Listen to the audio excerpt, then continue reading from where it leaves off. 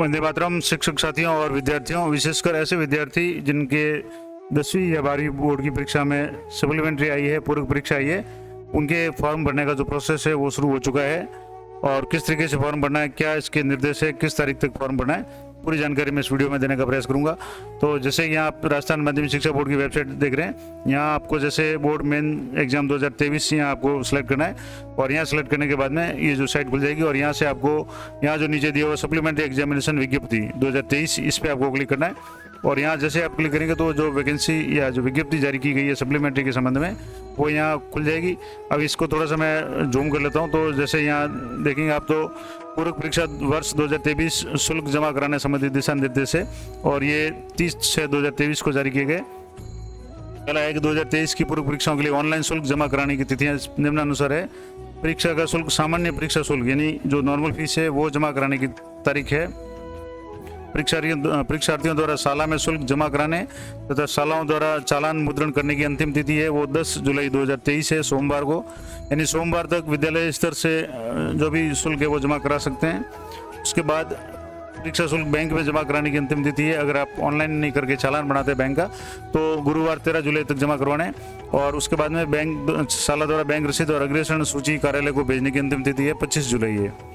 इसके बाद अगर मान लो 10 तारीख तक किसी भी कंडीशन में कोई स्टूडेंट वंचित रह जाता है या फॉर्म नहीं भर पाता है तो उसके लिए एक अतिरिक्त परीक्षा शुल्क यानी जितना शुल्क होगा उतना डबल देना पड़ेगा। यानी 500 अगर शुल्क है तो 500 एक्स्ट्रा यानी 1000 रुपये यानी अतिरिक्त शुल्क के साथ में 17 जुलाई 2023 सोमवार तक है वो फॉर्म भरे जा सकते हैं। और उनको जमा कराने का बैंक में जो चालान जमा कराने की तारीख है बैंक में वो है 20 जुलाई और 25 तारीख तक वो भी बोर्ड को भेजे जाने हैं।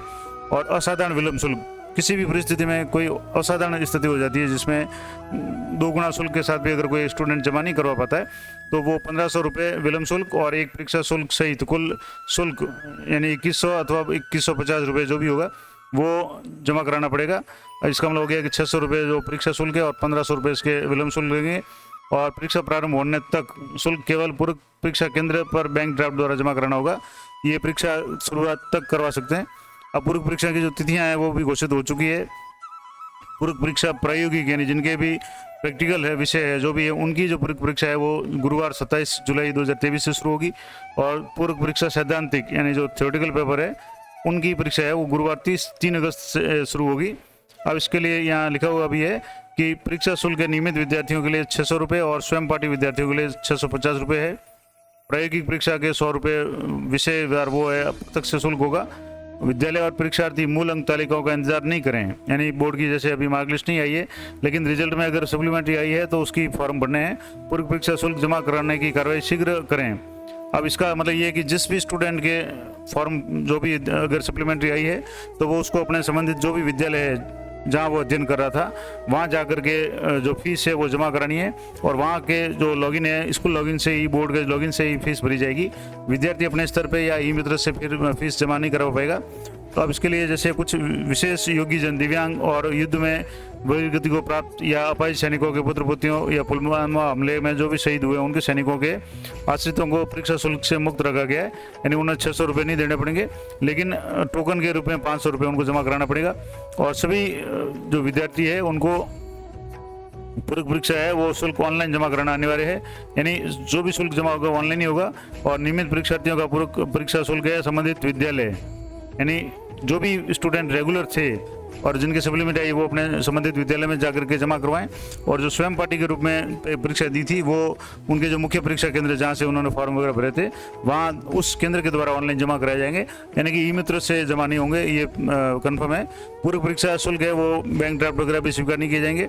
और असाधारण विलंब शुल्क 1500 रुपये और एक परीक्षा शुल्क सहित कुल शुल्क का जो बैंक ड्राफ्ट है वो संबंधित पूरक परीक्षा के केंद्र पर जमा करवाकर परीक्षा में प्रवेश आज्ञा दी जाएगी। यानी ये विशेष परिस्थिति में अगर होता है तो वो बात अलग है। बाकी सामान्य रूप से जो भी 600 रुपये शुल्क है और अगर मान लो उस निम्न जो तारीख है 17, अगर 10 जुलाई से अगर बाद में भरते हैं 17 जुलाई तक, तो एक एक्स्ट्रा शुल्क यानी 600 और 600 रुपये जमा कराने पड़ेंगे। अब जैसे ये तो हो गया, अब इसमें कैसे जमा कराना है, तो विद्यार्थियों द्वारा पूर्व परीक्षा ऑनलाइन शुल्क जमा कराने की जो व्यवस्था है कि बोर्ड की वेबसाइट http://raj.eduboard.rajasthan.gov पे स्कूल लॉगिन है, उसमें पूर्व परीक्षा 2023 का लिंक है, उस पर क्लिक करना होगा। मैं आपको अभी बता दूंगा, जिसमें जो भी स्टूडेंट जिसकी भी सप्लीमेंट्री है उसके नाम, स्कूल का नाम, पूर्व परीक्षा योगी जो भी उनके नामांक है, रोल नंबर है, माता का नाम, पिता का नाम जो भी है, सूचनाएं प्रदर्शित होगी। और जिनका शुल्क जमा कराना उनके आगे, नाम के आगे है वो राइट का निशान लगाना है।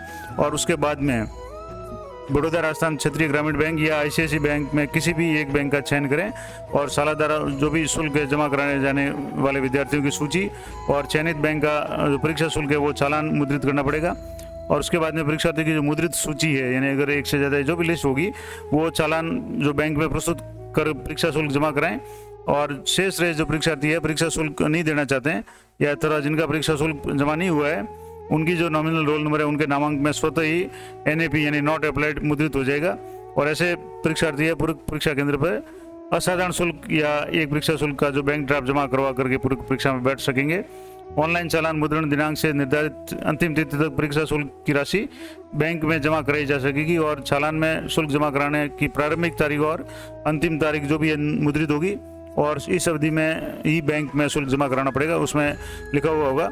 और जो भी शुल्क जमा कराएंगे उसकी 4 जो है वो चालान की 4 कॉपियाँ निकलेगी, 4 पर्ण निकलेंगे। और प्रति पर्ण में शुल्क विवरण और अग्रेषण सूची भी 2 प्रतियों में मुद्रित की जानी है।